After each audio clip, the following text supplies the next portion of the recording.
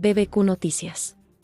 Mientras cenabas, la OIT detuvo el nombramiento de un colaborador de Trump por preocupaciones de influencia indebida, mostrando cómo los organismos multilaterales están respondiendo a intentos de manipulación.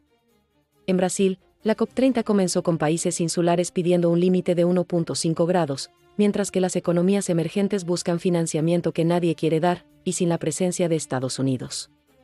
Soy Isabela Briones. Esto es BBQ Noticias, donde las noches de lunes no son solo para desconectar. Vamos a entender por qué 3 eventos que parecen no tener conexión muestran que la gobernanza multilateral se está endureciendo contra la captura política. Las conferencias climáticas se han vuelto negociaciones sobre dinero disfrazadas de urgencia ambiental, y los atentados en Pakistán ya no son incidentes aislados, sino un patrón de escalada regional que nadie quiere nombrar. Hoy cerramos con 3 noticias que muestran por qué este lunes, 22 de septiembre, es clave para la resistencia institucional. Desde el lío con el nombramiento de trumpista por auditorías internas que podrían sacar a la luz conflictos de interés, hasta la COP30 que empieza con una pelea sobre financiamiento climático. Los países vulnerables exigen compensación que los ricos no quieren soltar, y ni siquiera hay una delegación oficial de Estados Unidos. Mientras la diplomacia verde se desmorona por falta de dinero real, un ataque terrorista suicida en Islamabad mata a 12 personas, mostrando que el capital pakistaní ya no es solo un lugar de paso, sino un objetivo directo en una escalada regional que amenaza la estabilidad de todo el corredor Afganistán-Pakistán-India. Si pensaban que entender por qué los organismos multilaterales evitan la captura política o por qué las conferencias climáticas son en realidad negociaciones financieras era solo cuestión de buena voluntad versus intereses, hoy les mostramos que en BBQ Noticias sabemos que cada resistencia institucional y cada lucha por financiamiento revela los verdaderos incentivos que mueven a los actores en el sistema internacional. Empezamos. Aviso importante.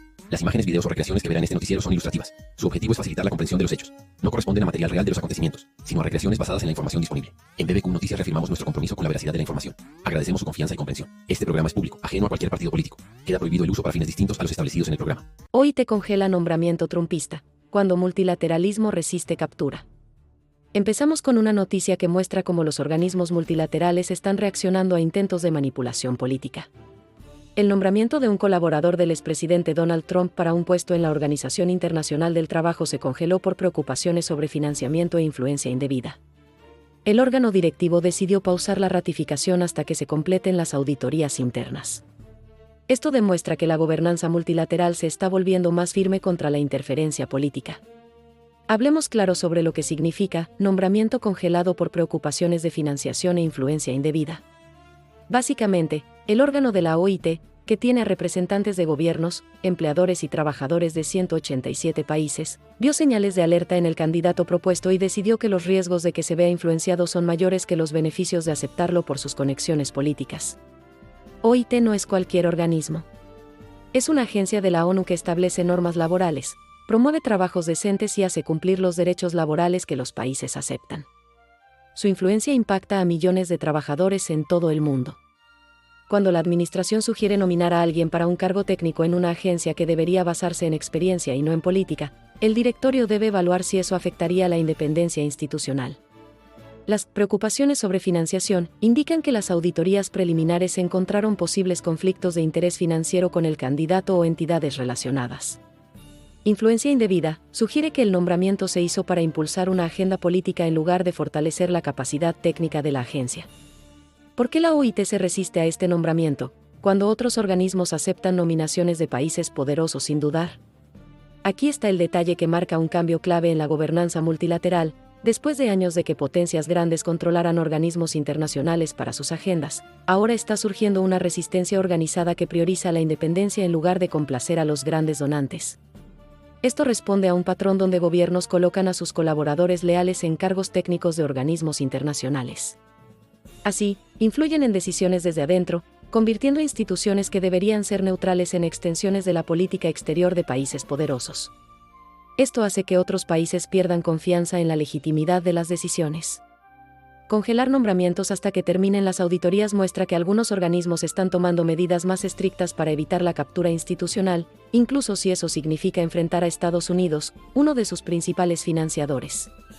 Lo que realmente está pasando es que hay una creciente tensión entre potencias que antes usaban organismos multilaterales como herramientas de política exterior, y esos mismos organismos buscan ser más independientes para mantener su legitimidad. La política es complicada, Si la OIT acepta a un nominado con conflictos de interés para complacer a Estados Unidos, mantiene el financiamiento, pero pierde credibilidad ante 186 países que verán esto como una señal de que está controlada por intereses estadounidenses.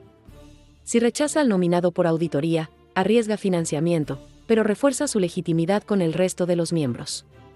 Congelar hasta que terminen las auditorías es una estrategia clave.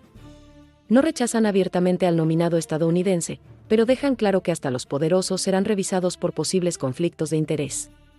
Y conectando con lo que veremos, es el mismo patrón de instituciones luchando por su independencia frente a la presión de actores poderosos. La OIT resiste la captura política, la COP30 enfrenta una batalla por financiamiento, y Pakistán lidia con la escalada de poder externo. Todo esto refleja la tensión entre poder y legitimidad institucional. La ironía es que los organismos multilaterales, creados por países poderosos para tener influencia global, ahora se resisten a ser usados como herramientas de política exterior, porque esa manipulación les quita valor como mecanismos de legitimación. Es como hacer un robot para que obedezca y luego quejarte cuando empieza a cuestionar si tus órdenes tienen sentido. Hablando de instituciones que luchan por mantener su credibilidad frente a poderosos, llegamos a la COP30, que comenzó con una pelea sobre financiamiento climático. COP30 Belém, urgencia climática y realidad financiera. La noticia que tenemos revela por qué las conferencias climáticas son más bien negociaciones sobre dinero disfrazadas de urgencia ambiental. La COP30 comenzó en Belém, Brasil, y ya hay tensión. Países insulares piden mantener el límite de 1.5 grados Celsius de calentamiento, mientras que economías emergentes demandan más fondos para adaptarse. Además, Estados Unidos no envió delegación oficial, lo que ha generado críticas por su falta de diplomacia verde, especialmente siendo el país con más emisiones históricas. Vamos a traducir esto del lenguaje diplomático a la realidad de las finanzas. La tensión entre países insulares que piden 1.5 grados y economías emergentes que quieren financiamiento, significa que dos grupos de países en desarrollo están luchando por recursos limitados que los países desarrollados no están dispuestos a dar en la cantidad necesaria. Los países insulares pequeños como Tuvalu, Maldivas y algunas naciones del Caribe están en peligro por el aumento del nivel del mar. Para ellos, mantener el calentamiento por debajo de 1.5 grados no es solo una meta ambiental, es cuestión de supervivencia. Pero para lograrlo, se necesitan grandes reducciones de emisiones que los países desarrollados y las grandes economías no están dispuestos a hacer sin apoyo financiero. Economías emergentes como India, Indonesia y varios países africanos tienen razón al decir que no causaron el cambio climático, pero están sufriendo mucho. Necesitan financiamiento masivo para adaptarse, como construir infraestructura resistente, desarrollar agricultura que aguante sequías y reubicar a las comunidades costeras. Además, hay que ayudarles a pasar de combustibles fósiles a energías renovables sin frenar su desarrollo. La cruda realidad es que los países desarrollados prometieron $100.000 millones al año en financiamiento climático para los países en desarrollo desde 2020. Y a 2025, esa promesa sigue sin cumplirse. Además, esos $100.000 millones son solo una pequeña parte de lo que realmente se necesita, trillones anuales para adaptarnos y mitigar el cambio globalmente. ¿Cómo negocian los países sobre la urgencia climática si todos saben que el dinero no estará disponible porque los ricos no quieren pagar? Aquí está la cosa. COP30 empezó con un ambiente de tensión, porque la fase técnica de las políticas climáticas se convirtió en una pelea política sobre quién cubre los costos de la transición, y todos saben que la verdad es que nadie quiere pagar lo suficiente. Los países desarrollados no quieren aumentar el financiamiento climático porque sus votantes se preguntan por qué deberían ayudar a otros, cuando ellos mismos tienen problemas económicos. Las economías emergentes no quieren reducir emisiones sin una compensación, ya que eso afectaría su crecimiento. Y los países vulnerables no pueden adaptarse sin ayuda externa porque no tienen los recursos necesarios. COP se convierte en un teatro donde todos hablan de urgencia mientras negocian fondos que saben que no son suficientes, haciendo promesas de metas que nadie cumplirá porque falta el dinero para implementarlas. COP30 está sacando a la luz una verdad incómoda que las conferencias climáticas han ignorado por años. El cambio climático es, en esencia, un problema de cómo se reparten los costos entre países con diferentes capacidades económicas y responsabilidades históricas. La solución técnica es clara: hay que reducir emisiones, financiar la adaptación y transferir tecnología verde. Pero llevarlo a cabo implica resolver el dilema político de quien asume los costos. La verdad es que los países ricos no quieren cargar con costos que reflejen su responsabilidad histórica, porque sus votantes no lo aceptan. La falta de una delegación oficial de Estados Unidos no es un descuido, sino una señal clara de que sus prioridades internas están por encima de los compromisos climáticos internacionales. Esto complica aún más las negociaciones financieras, ya que si Estados Unidos no aporta lo que le corresponde, otros países desarrollados se justifican para aportar menos también. Conectando con la OIT, vemos un patrón claro: las instituciones necesitan un financiamiento adecuado y la participación de actores clave para funcionar bien. Pero, por otro lado, los poderosos solo ofrecen lo mínimo, condicionando su apoyo y buscando influir en las decisiones. Es un tira y afloja constante. Cuando llamamos diplomacia verde a un evento que solo es una pelea por la cuenta, deberíamos llamarlo negociación financiera con plantas de fondo. Es complicado mantener la urgencia ambiental cuando la pregunta clave es ¿quién paga? Y la respuesta siempre es alguien más. Si este análisis te ayuda a entender tensiones que otros medios simplifican, dale like para que más personas encuentren contenido que trata a la audiencia como capaz de manejar la complejidad. Y cerrando con una ola de violencia que pone en riesgo la estabilidad de la región, llegamos al atentado en Islamabad que mata a 12 personas. Islamabad, la capital, se vuelve un campo de batalla. La noticia de hoy muestra cómo la violencia en Pakistán está convirtiendo una zona de tránsito segura en un objetivo directo del conflicto regional. Increíble, ¿verdad? Un atentado suicida en el exterior de un tribunal en Islamabad dejó al menos 12 muertos y más de 35 heridos. Tehrik-e-Talibán Pakistán asumió la responsabilidad. El gobierno declaró estado de guerra y responsabilizó a grupos externos, lo que muestra que Islamabad ya no es solo un punto de paso, sino un objetivo estratégico en una escalada que amenaza el corredor Afganistán-Pakistán-India. El ataque en Islamabad es muy diferente a la violencia en la frontera. Históricamente, la capital de Pakistán ha sido bastante segura en comparación con provincias como Khyber Pakhtunkhwa o Baluchistán, donde la insurgencia es común. Cuando la violencia llega a la capital, muestra que los grupos militantes tienen la capacidad de llevar a cabo ataques complejos en la zona más protegida del país. El complejo judicial no es un objetivo al azar. Es un ataque deliberado que desafía el símbolo del Estado de Derecho y la capacidad del gobierno para hacer justicia contra los militantes. Además, es donde se llevan a cabo juicios de combatientes capturados, lo que le da una carga simbólica y táctica. El Tehrik-e-Talibán, TTP, en Pakistán es un grupo insurgente que busca establecer un emirato islámico a través de la violencia. Aunque han estado activos por 2 décadas, su capacidad de operar en Islamabad se había visto limitada por medidas de seguridad. Que puedan llevar a cabo un atentado suicida en la capital indica que han mejorado sus habilidades o que la seguridad ha decaído, o tal vez ambas cosas. El gobierno, al declarar un estado de guerra, no está hablando por hablar. Es un claro aviso de que la amenaza ha pasado de ser un problema manejable en las periferias a un peligro real que afecta el núcleo del poder estatal. ¿Qué pasó para que los grupos militantes operen en Islamabad, cuando antes estaban en las fronteras? Pero aquí está el detalle que explica la escalada: el retiro de Estados Unidos de Afganistán en 2021 eliminó la presión que mantenía al TTP parcialmente contenido. Al mismo tiempo, les dio un refugio bajo el régimen talibán, que, aunque ideológicamente alineado, tiene intereses geopolíticos contradictorios. El gobierno pakistaní, al culpar a grupos externos, insinúa que el TTP opera desde Afganistán con la tolerancia del talibán. Sin embargo, Pakistán no puede enfrentarse directamente al talibán sin arriesgar una desestabilización total en una región fronteriza donde su ejército ya está sobrecargado. Esto permite que el TTP actúe con cierta libertad desde sus refugios en Afganistán, realice ataques en Pakistán, incluso en la capital, y se retire sin que el gobierno pakistaní pueda perseguirlos sin problemas. Aquí está la realidad: estamos viendo una consecuencia inesperada del retiro de Estados Unidos de Afganistán, donde la falta de presión externa permitió que grupos como el TTP aumentaran sus operaciones contra el gobierno pakistaní desde refugios afganos. La situación geopolítica es complicada. Pakistán ha apoyado históricamente al talibán afgano como un aliado contra la influencia india en la región. Ahora que el talibán controla Afganistán, permite que el TTP opere desde allí en contra de Pakistán. Pakistán no puede enfrentarse al talibán sin perder su influencia en Afganistán, pero tampoco puede permitir que el TTP ataque desde esos refugios. Cada ataque en Islamabad aumenta la presión sobre el gobierno pakistaní para que actúe con firmeza, pero las opciones son complicadas. Una operación militar en Afganistán podría desatar una guerra regional, y negociar con el TTP podría legitimizarlos y fomentar más violencia. Mientras tanto, el status quo permite que los ataques sigan erosionando la credibilidad del Estado. Y conectando todo, hay un patrón de actores atrapados en decisiones malas, buscando beneficios inmediatos sin pensar en las consecuencias a largo plazo. OIT evita la captura, pero arriesga su financiamiento. COP necesita dinero, pero los donantes no aportan. Pakistán enfrenta una insurgencia que ayudó a crear para influir en Afganistán.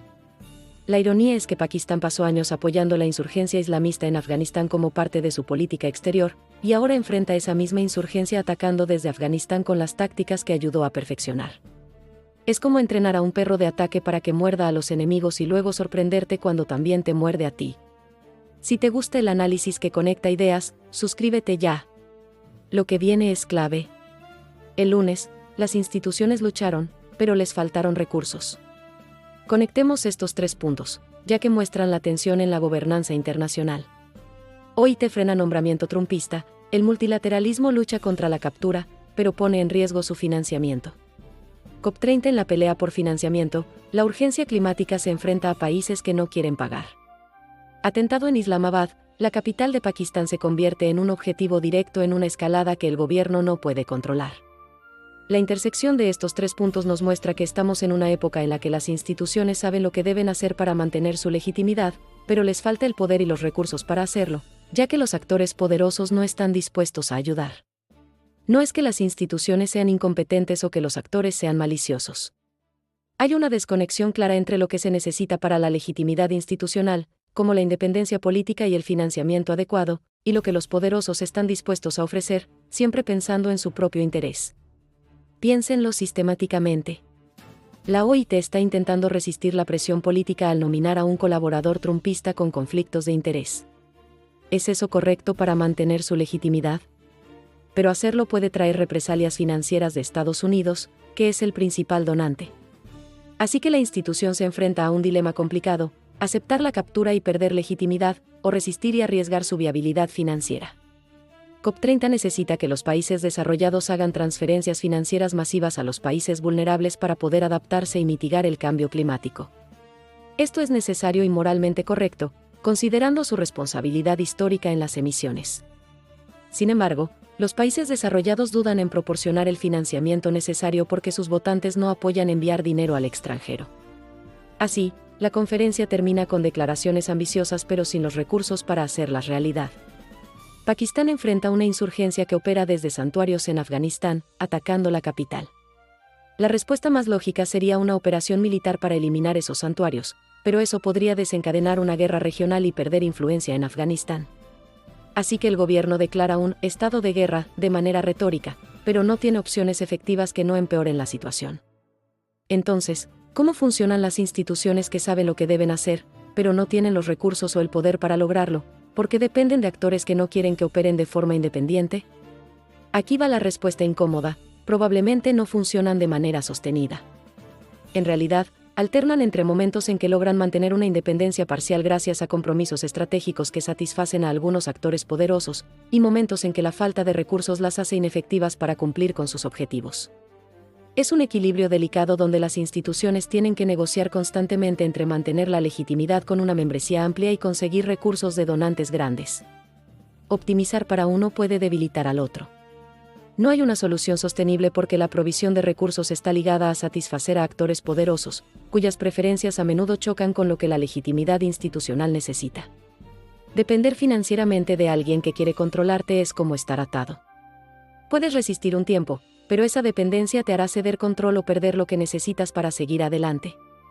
Perspectiva para mañana: los datos que podrían cambiar todo. Mañana estaremos atentos a 3 desarrollos que pueden cambiarlo todo. Auditorías OIT. Si el órgano directivo de la OIT comparte detalles sobre las preocupaciones que llevaron a congelar el nombramiento, se sabrá qué conflictos de interés o influencias indebidas se encontraron. Si no lo hacen, parece que la resistencia es más política que técnica. Cifras: financiamiento COP30. Los anuncios sobre los compromisos financieros de los países desarrollados en los primeros días de la COP30 mostrarán si realmente hay voluntad de aportar recursos o si solo habrá palabras vacías sin acciones concretas. Respuesta pakistaní. Las acciones militares o diplomáticas que tome el gobierno pakistaní tras el atentado en Islamabad mostrarán si el estado de guerra es solo una frase o si realmente están listos para arriesgar una escalada regional. Claves para seguir. Reacciones de Estados Unidos sobre la congelación de la OIT el martes. Martes por la tarde, anuncios financieros de COP30 para países en desarrollo. Miércoles, Operaciones militares de Pakistán si hay una escalada. Predicción BBQ. La OIT va a mantener una auditoría larga para evitar chocar con Estados Unidos. En la COP30, se anunciarán financiamientos que suenan bien, pero son solo promesas. Pakistán subirá la retórica, pero no hará operaciones militares por el riesgo de escalar el conflicto. La resistencia seguirá siendo simbólica, ya que no hay recursos para una resistencia real. Y así cerramos este lunes, 22 de septiembre, con instituciones que luchan sin recursos. Una noche que nos mostró a la OIT congelando un nombramiento trumpista, arriesgando represalias financieras. Además, la COP30 comenzó con una pelea por financiamiento que los donantes no quieren dar, y el atentado en Islamabad revela que el gobierno pakistaní no tiene opciones efectivas contra la insurgencia que opera desde Afganistán. La gran pregunta que surge de estas tres noticias es, ¿cómo pueden las instituciones internacionales mantener su independencia y legitimidad si dependen de recursos de actores poderosos que buscan controlarlas o limitar su efectividad? OIT se mantiene firme, pero pone en riesgo su financiamiento. COP necesita billones, pero solo recibe promesas vacías. Pakistán declara guerra, pero no tiene opciones efectivas. Son señales claras de que las instituciones saben lo que deben hacer, pero les falta poder y recursos porque dependen de actores que no quieren que funcionen por sí solas. Si llegaste hasta aquí entendiendo cómo la legitimidad institucional choca con la dependencia de recursos, eres justo la persona que busca BBQ Noticias. Comparte esto con alguien que valore un buen análisis. Soy Isabela Briones.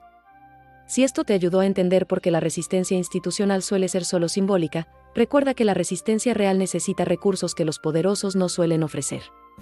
Dale like, suscríbete y activa la campanita para no perderte el análisis de mañana. Nos vemos mañana para ver si las auditorías de la OIT traen información clave, si la COP30 genera compromisos financieros y si Pakistán toma decisiones que podrían aumentar la tensión regional. Esto fue BBQ Noticias.